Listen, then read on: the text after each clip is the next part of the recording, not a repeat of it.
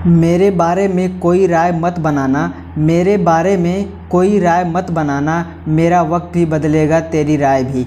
आज के इस सेशन में हम दोस्तों आप लोगों के लिए टॉप 5 प्रश्नों को लेके आए हैं। आप किसी भी कंपटीशन की तैयारी कर रहे हैं, आप यूपीएसआई की तैयारी कर रहे हैं, यूपीपी की तैयारी कर रहे हैं, या यूपी ट्रिपल एससी पेट की तैयारी कर रहे हैं, या आप रेलवे के किसी भी कंपटीशन की एनटीपीसी ग्रुप डी की तैयारी कर रहे हैं, अदर भी किसी लेवल की आप तैयारी कर रहे हैं, तो ये टॉप 5 प्रश्न आपके एग्जाम के लिए बहुत ही हेल्पफुल होने वाले और बहुत ही अच्छे लेवल के प्रश्न हैं। इन प्रश्नों को बहुत ही अच्छे से और ध्यान से समझना है। चलिए सेशन को हम अच्छे से स्टार्ट करते हैं। और आप लोगों को पता है कि जैसे हम अपने सेशन में बड़े बड़े प्रश्नों को कैसे हम शॉर्ट ट्रिक से हल करना है, कैसे हम बहुत ही बारीकी से अच्छे प्रश्नों को, एक अच्छे लेवल के प्रश्नों को हम ट्रिक से हल करना सिखाते हैं।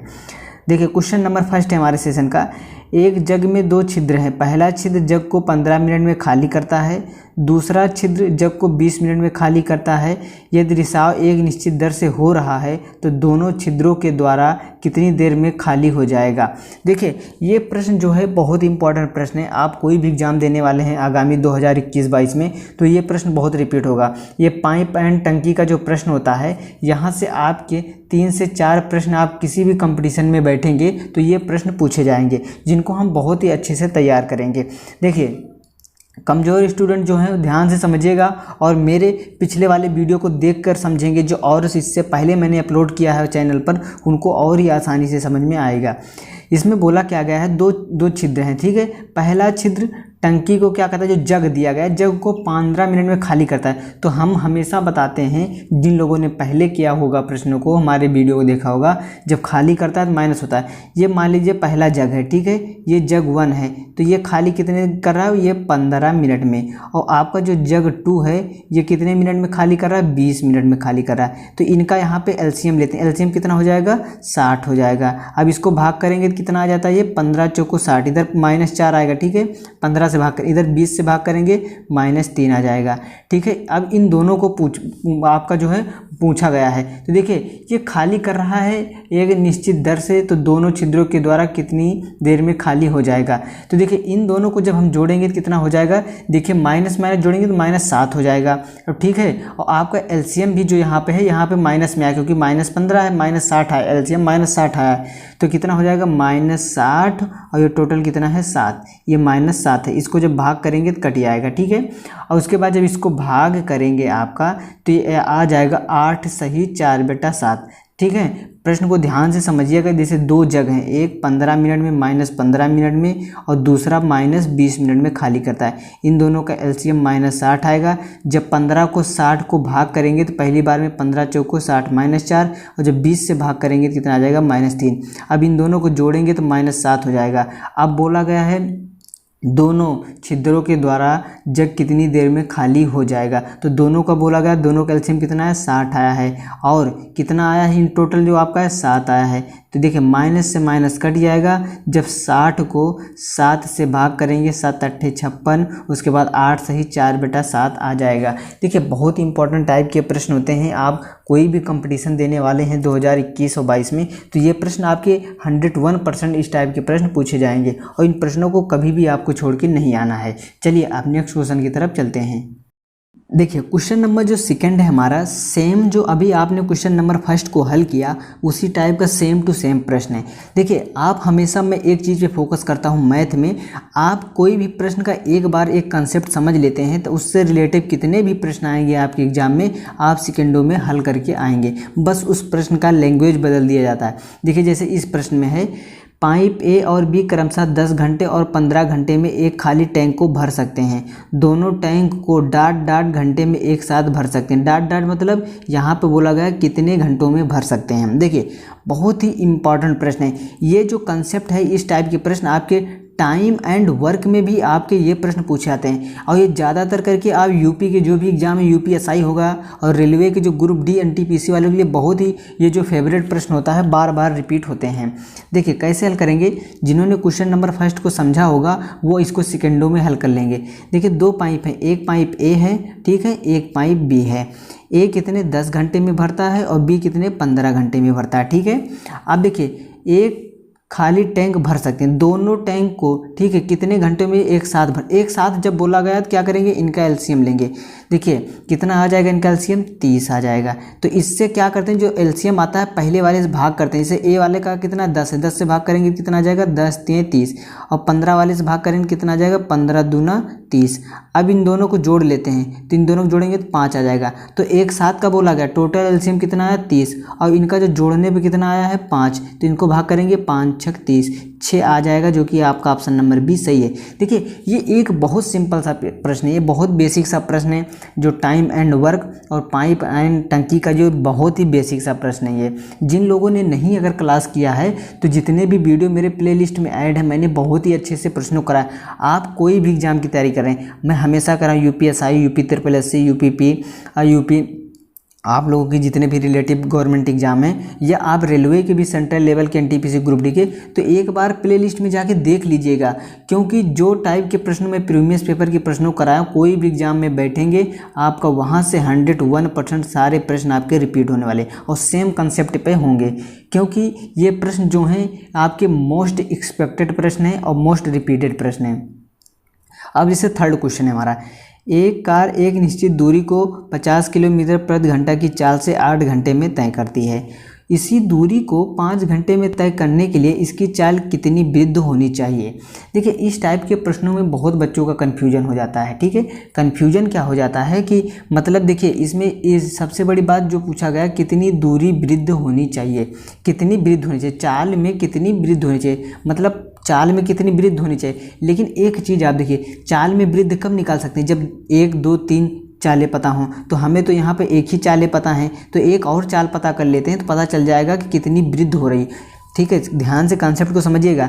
यहाँ पे चाल में वृद्ध पूछा गया, तो कोई भी चीज़ में कमी या और वृद्ध कैसे निकाल सकते हैं, जब दो चीज़ों की तुलना हो। ठीक है, जैसे एक आदमी की तुलना करनी है तो दूसरे आदमी की ज़रूरत लगेगी, तो वैसे यहाँ पर एक चाल की तुलना दूसरे चाल से करनी है तो एक चाल की हमें और ज़रूरत पड़ेगी। तो कैसे करेंगे, देखिए मान लेते हैं दूरी आपकी x है। ठीक है, दूरी कितना है x है।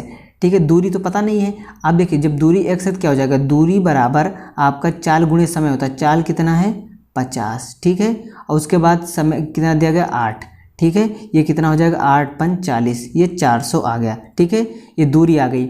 अब देखिए यहाँ से इस घंटे में पूछा गया, इस घंटे के, तो अब हम यहाँ से चाल निकाल लेंगे। जो दूसरी चाल है S2 मान लीजिए, ये आपका मान लीजिए S1 चाल है। अब यहाँ पे जब S2 चाल निकालेंगे, दूरी कितना आ गया अब 400। आपका इसके लिए पूछा गया है 5 के लिए, तो इसका समय कितना है, दूरी बेटा आपका चाल बराबर दूरी बेटा समय 5 5 8 40 हो जाएगा। कितना आ गया 80 आ गया, ये 80 आ गया। ठीक है, S2 कितना आ गया 80 किलोमीटर प्रति घंटा। अब वृद्ध या कमी कैसे निकालेंगे, वृद्ध या कमी कैसे निकालेंगे, देखिए कितना आया, ये 80 आया और पहले कितना था 50 था, तो इसको माइनस करेंगे कितना आ जाएगा आपका 30 किलोमीटर प्रति घंटा। तो आपका ऑप्शन नंबर बी सही है।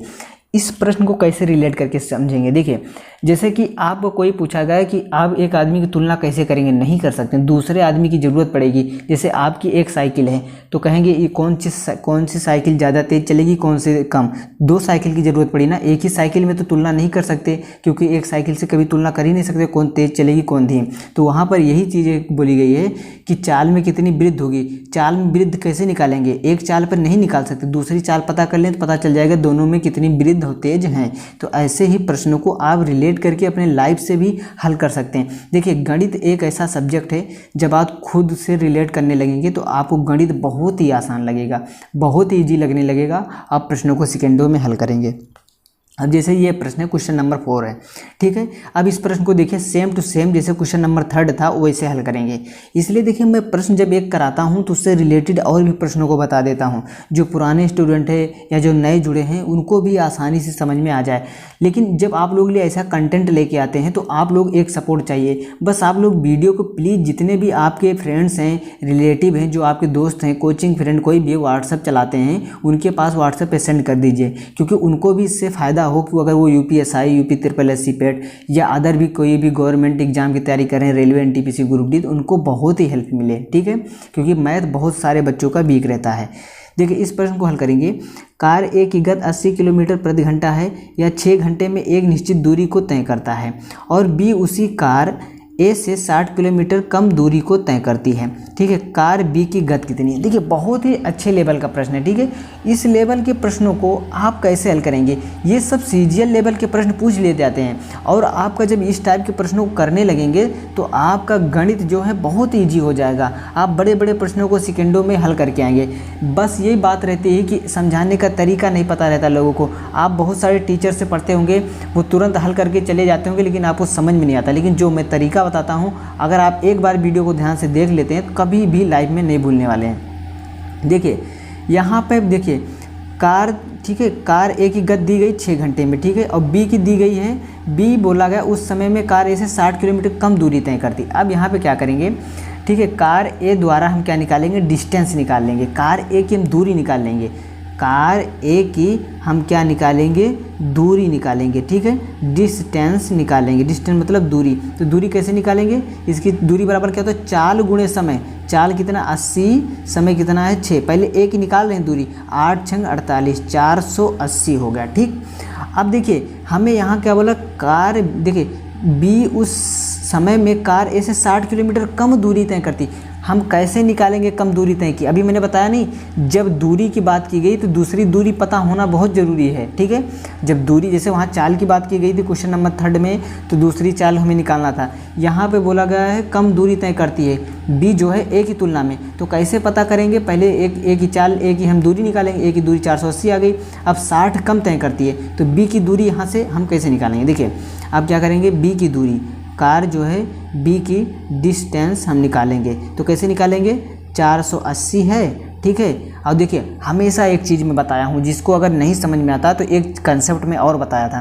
कहीं भी प्रश्नों में कम दिखे, अधिक दिखे, देरी दिखे, जीत दिखे, हार दिखे, पास दिखे, फेल दिखे, वहाँ हमेशा अंतर का यूज होता है, घटाव लिया जाता है। तो यहाँ पे क्या करेंगे, देखिए 60 को माइनस करेंगे, 60 को माइनस करेंगे तो कितना आ गया, 420 आ गया। ये कार बी की कितनी आ गई, दूरी आ गई, ये कितना आया 420।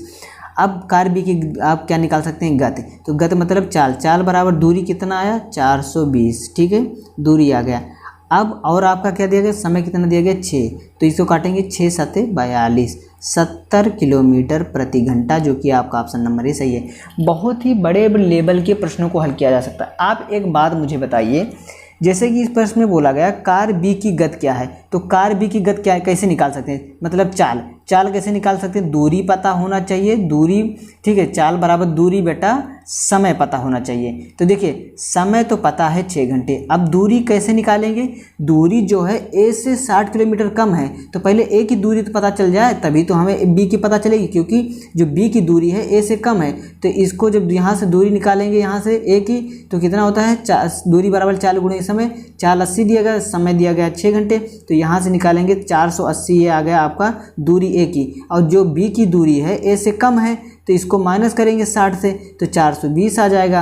अब देखिए समय पता हो गया 6 घंटे, दूरी पता हो गई बी की। अब हम चाल निकाल सकते हैं, चाल बराबर दूरी 420 और समय कितना दिया गया आपका 6 सते 42, 70 किलोमीटर प्रति घंटा, जो कि आपका ऑप्शन नंबर ए सही है।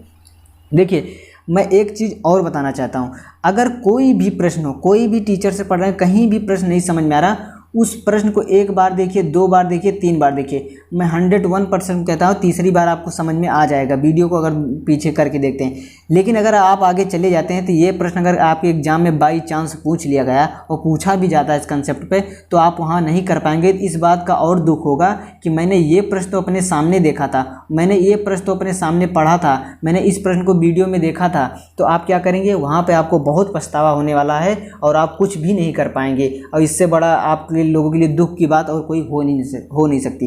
देखिए क्वेश्चन नंबर 5 है, बहुत ही अच्छा कंटेंट का प्रश्न है। देखिए 2 समरूप त्रिभुजों का क्षेत्रफल 169 सेंटीमीटर और 121 सेंटीमीटर है। यदि बड़े त्रिभुज की सबसे बड़ी भुजा 26 सेंटीमीटर है, तब दूसरे त्रिभुज की सबसे बड़ी भुजा क्या है। देखिए ये जो प्रश्न मैं लाया हूँ, आप कोई भी एग्जाम उठा के देख लीजिएगा, आप लोगों ने एग्जाम दिया होगा तो वहाँ पे आप लोग देखे होंगे कि आपके उस एग्ज़ाम में ये सारे जितने 5 प्रश्न हैं, सारे के सारे प्रश्न आपके एग्ज़ाम में पूछे हुए प्रश्न हैं। ठीक है, क्योंकि मोस्ट रिपीटेड प्रश्नों को कराता हूँ और आपको बहुत ही अच्छे से समझाता हूँ। देखिए ये आपका एडवांस मैथ से है। अब यहाँ पे हम एक चीज़ होता है, बहुत ये फेवरेट क्वेश्चन है, मोस्ट पॉपुलर प्रश्न है, ये कोई भी एग्जाम होगा ये जरूर पूछा जाता है। तो आज के बाद जो नए स्टूडेंट है वो समझेंगे।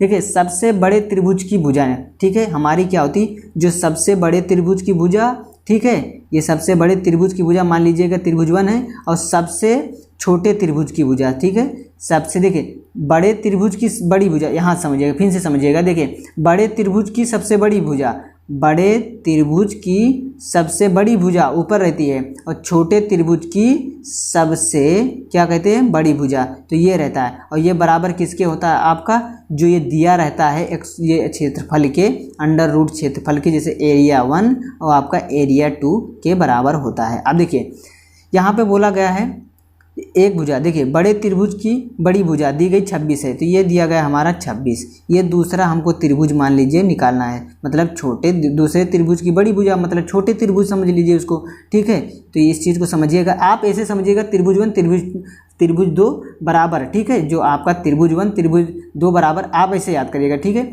बड़े त्रिभुज की भुजा और छोटे त्रिभुज की भुजा बराबर क्षेत्रफल 1 क्षेत्रफल 2, ऐसे याद करके रखिएगा। अब इसको अंडर रूट में जब रखेंगे, जैसे ये अंडर रूट करेंगे, ये यहाँ पर अंडर रूट 1 करेंगे, 169 किसका वर्ग होता है, तो ये 13 का वर्ग होता है, ठीक है। और 121 किसका वर्ग होता है, A2 जो दिएगा, ये हमारा A1 क्षेत्रफल है, ये हमारा A2 है, ठीक है। तो A2 किसका वर्ग होता है, 11 का वर्ग होता है। तो अब यहाँ से क्या करेंगे, तिर्यक गुणा करेंगे, देखिए इसको ऐसे डायरेक्ट कर देंगे, 13 दूना 26 हो जाएगा। तो ये हमारा जो आ जाएगा दूसरे त्रिभुज की सबसे बड़ी भुजा 11 गुणे 2 कितना आ जाएगा, आपका 22 आ जाएगा। तो 22 सेंटीमीटर, आपका ऑप्शन नंबर बी सही है।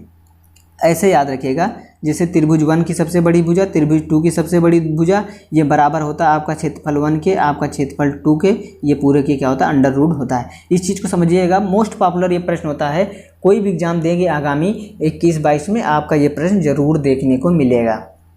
देखिए सारे प्रश्न इंपॉर्टेंट हैं, बस आप में से बहुत कम दोस्तों जैसे देखते हैं, जितने लोग देखते हैं उसमें से 2 या 3 लोग ही व्हाट्सएप पर शेयर करते हैं या फेसबुक पर। आप लोगों का सपोर्ट चाहिए, आप लोग ये जो मेहनत करता हूँ, कंटेंट को बनाता हूँ, बस आप लोग अपने जो मतलब क्लोज फ्रेंड हैं, जो आपके साथ तैयारी करते हैं, जो आपके साथ कोचिंग में पढ़ने जाते हैं, जो आपके दोस्त है तैयारी कर रहे हैं, यूपी के किसी भी एग्जाम की तैयारी कर रहे हैं, UPSI, UP SSC, railway, NTPC या ग्रुप डी की तैयारी कर रहे हैं, उनके साथ शेयर करा करिए, क्योंकि उनको भी हेल्प मिले, क्योंकि वो घर बैठे अपने लॉकडाउन में कोचिंग से ऐसे कंटेंट को पढ़ सकें, ताकि जो ऐसे वो मेहनत कर रहे हैं उनकी मेहनत बेकार ना जाए, ऐसे प्रश्नों की प्रैक्टिस करें, आगामी आपका जो भी 2021-22 में एग्ज़ाम हो वो भी अच्छे से एग्ज़ाम को क्वालिफाई करें। क्योंकि बहुत सारे बच्चे का मैथ जो है बहुत कमज़ोर रहता है, तो उनके लिए मैं इस चीज़ों को बता रहा हूँ कि वो उनके साथ शेयर करके उनको भी हेल्प कर सकते हैं।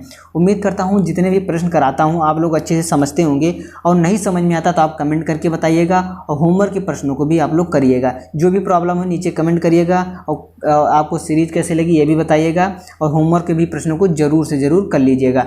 फिर लाएंगे इसी तरह के और बेस्ट से बेस्ट कंटेंट। तब तक के लिए दोस्तों आप लोग अपना ख्याल रखिएगा। धन्यवाद, जय हिंद।